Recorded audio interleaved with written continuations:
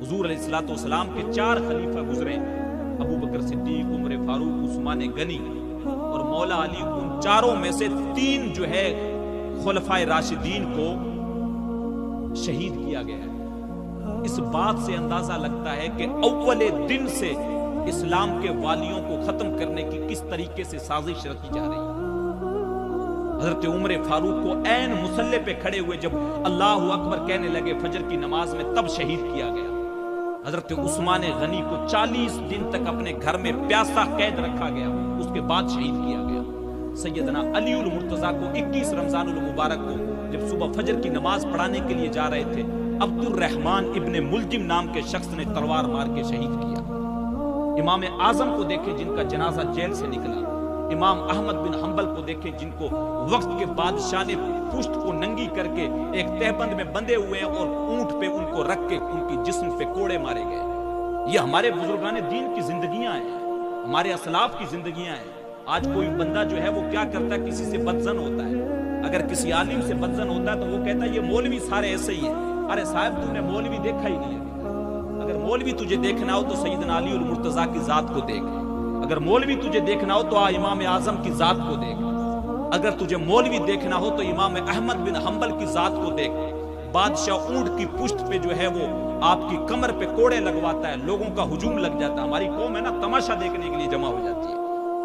جب حضور کی عزت پہ پیرا دینے کی بات ہے تب کوئی جمع نہیں ہوتا۔ آپ کوئی تماشا لگا لیں تب ہزاروں ہو جائیں گے، جمعے میں ہوں گے، لیکن اگر حضور کی ناموس پہ بات کرنی ہے تو سارے پتلی گلیوں سے غائب ہو جائیں گے۔ ہماری عادت یہ رہی ہے، شروع سے ہم لوگ جو ہے تماشے دیکھنے میں رہے ہیں۔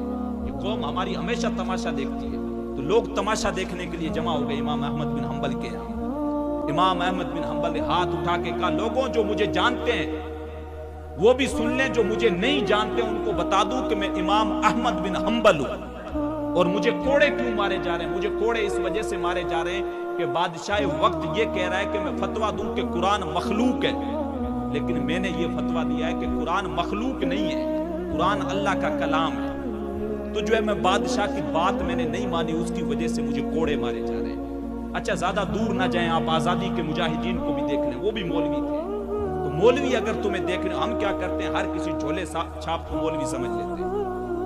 ایک بات میں آپ کو بتاؤں، بڑی توجہ والی بات ہے، ٹوپی لگانے والا، داڑھی والا، کرتے پجامے والا، جس طرح ہر دھوتی پہننے والا گاندھی نہیں ہوتا، اسی طریقے سے ہر ٹوپی اور داڑھی والا مولوی نہیں ہوتا ہے۔ یہ حقیقت ہے۔ ہم لوگ کسی جو ہے 2 کتابیں پڑھے ہوئے کسی ان پڑھ سے، جسے نیم حکیم خطرہ جان، نیم ملا خطرہ ایمان، وہ جو 2 کتابیں پڑھا ہوتا ہے، ہم اس سے جب بدزن ہوتے ہیں تو سارے علماء کو اسی لائن میں کھڑا کر دیتے ہیں۔ جو علماء سارے ہوتے ہی سے، ابھی تو نے علماء دیکھے ہی نہیں ہے۔ کاش کہ تو نے علماء دیکھے ہوتے جن کو دیکھنے کے بعد تجھے خدا کی یاد آ جائے۔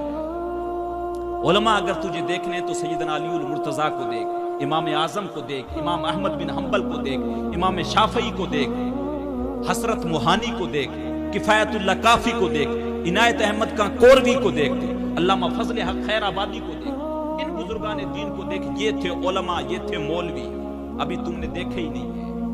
تو پھر لوگ کیا کرتے ہیں، ہمارا معمول کیا ہے، ہم لوگ جو ہے نا بڑے آسودے ہیں، ہم لوگ دین ہر کسی سے لے لیتے ہیں، لیکن خود کی ضروریات کی چیزیں اس میں بڑا ہم سوچتے ہیں۔ اگر مجھے اور آپ کو کپڑا لینا ہو تو ہمیں پتہ ہے سردار شہر میں سب سے اچھا برانڈ کہاں ملتا ہے، ہم کپڑا وہاں لینے جاتے ہیں۔ دودھ ہم اس سے لیتے ہیں جس کے پاس خالص دودھ ملتا ہو۔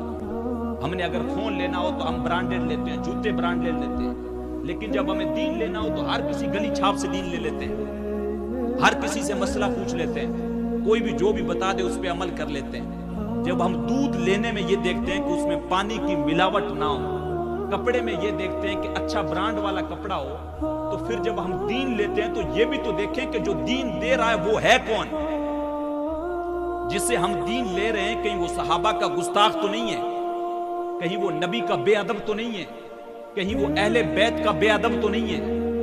تو یہ ساری چیزیں ہم دیکھیں، دین کے معاملے میں کیوں نہیں دیکھتے؟